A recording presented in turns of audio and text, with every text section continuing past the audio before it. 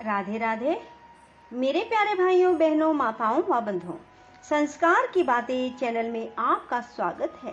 बंधुओं, आज मैं आपको अपनी वीडियो में परिवर्तनी अर्थात वामन एकादशी व्रत कथा श्रवण करवाने जा रही हूँ।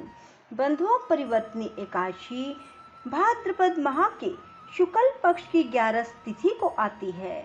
बंधुओं, इसे परिवर्तनी एकादशी क्यों कहा जाता है? क्योंकि आज के दिन भगवान विष्णु 4 मास के शयन के मध्य करवट लेते हैं, अर्थात करवट बदलते हैं। निद्रा मगन भगवान के करवट परिवर्तन के कारण ही इस एकादशी का नाम परिवर्तनी एकादशी पड़ा। बंधुओं, आज के दिन भगवान के वामन अवतार की पूजा की जाती है।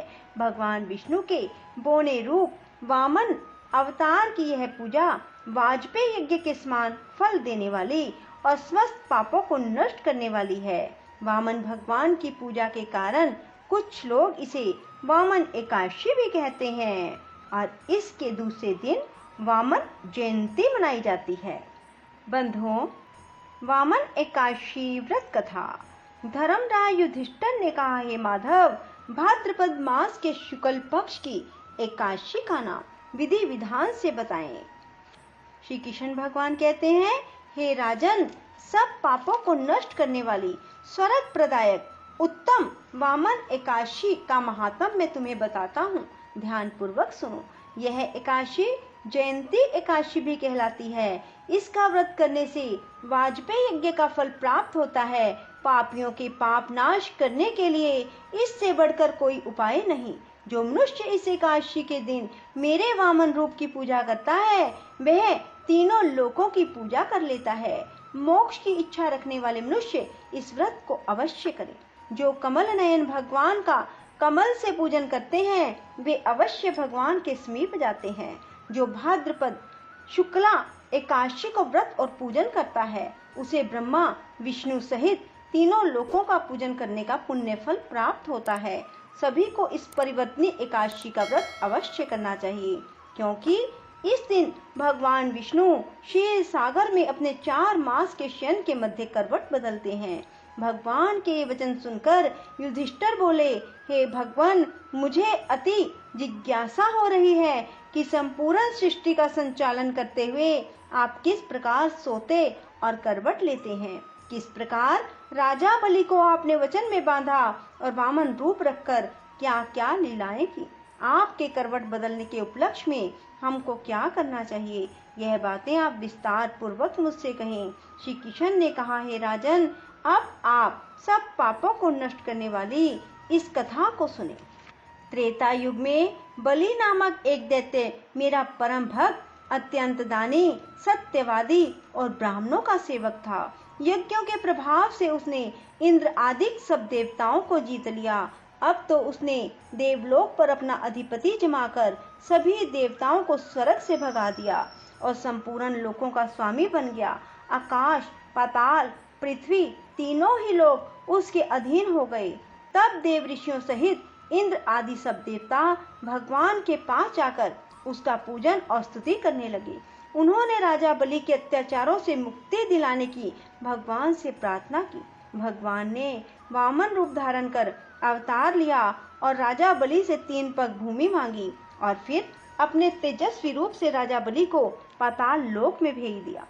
यह वार्ता सुनकर राजा युधिष्ठिर ने पूछा, हे जनार्दन, आपने वामन रूप धारण करके उस महाबली दैत्य को किस प्रकार जीता?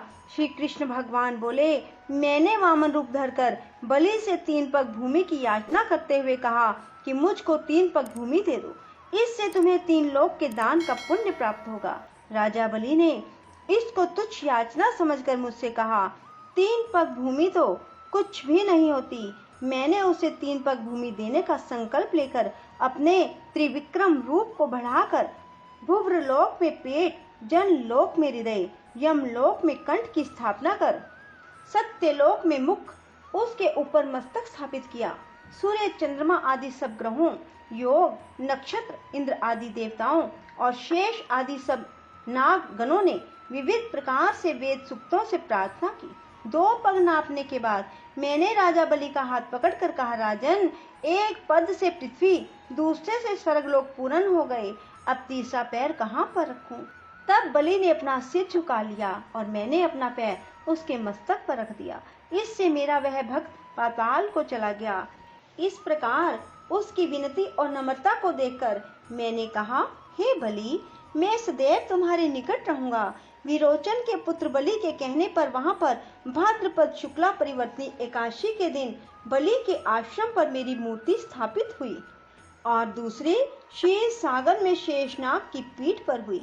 कथा सुनाने के बाद भगवान श्री कृष्ण ने कहा, हे युधिष्ठिर, इस एकादशी को भगवान शयन करते हुए करवट लेते हैं, इसलिए त्रिलोकी के नाथ विष्णु भगवान का आज विशेष पूजन किया जाए।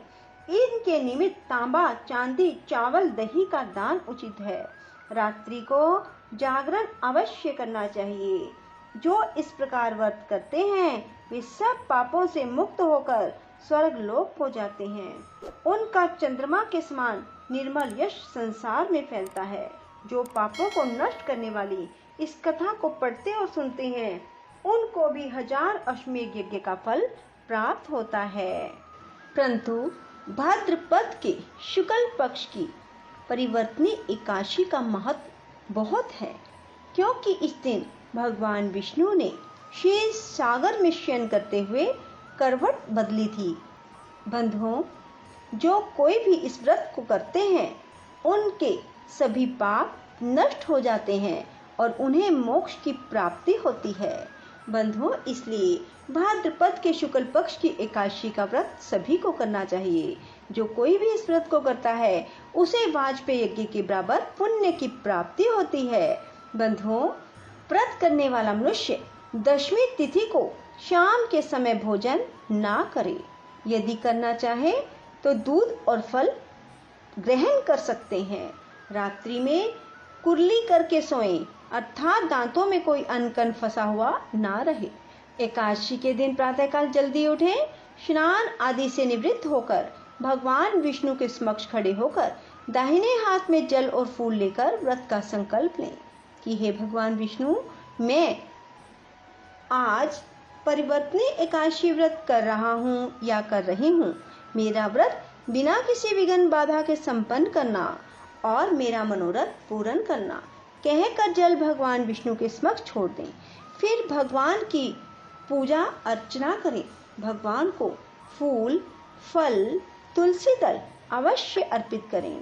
बंधुओं, धूप दीप लगाएं, परिवर्तनी एकादशी व्रत कथा सुने, भगवान विष्णु की कथा सुने, श्रीमद् भागवत गीता सुने, गर्भ गीता सुने, गजेंद्र मोक्ष की कथा सुने। यदि आप एकादशी के दिन इन सब का श्रवण करते हैं तो भगवान विष्णु प्रसन्न होंगे और आपके सभी मनोरथ पूर्ण करेंगे। बंधुओं, रात्रि जागरण करें। भगवान विष्णु के समक्ष रात्रि में एक शुद्ध घी का दीपक जलाकर रखें और भजन कीर्तन करें। प्रातःकाल जल्दी उठें, स्नान आदि से निवृत्त होकर भगवान की पूजा करें और फिर किसी ब्राह्मण को भोजन करवाकर दक्षिणा दें। उसके बाद व्रत का पारण करें।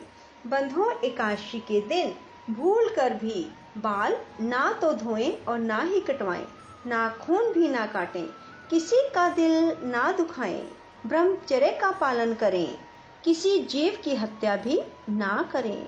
बंधुओं, एकादशी व्रत करने वालों को इन नियमों का पालन अवश्य करना चाहिए। बंधुओं, यदि आपको हमारी वीडियो पसंद आए तो इसे लाइक करने के साथ साथ शेयर अवश्य करना और कमेंट बॉक्स में राधे राधे लिखना ना भूलना। धन्यवाद।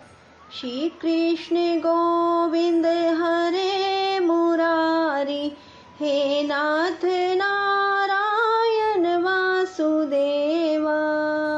श्री कृष्ण गोविंद हरे मुरारी, हे नाथ नारायण वासुदेवा। श्री कृष्ण गोविंद हरे मुरारी, हे नाथ नारायण वासुदेवा। श्री कृष्ण गोविंद हरे मुरारी, हे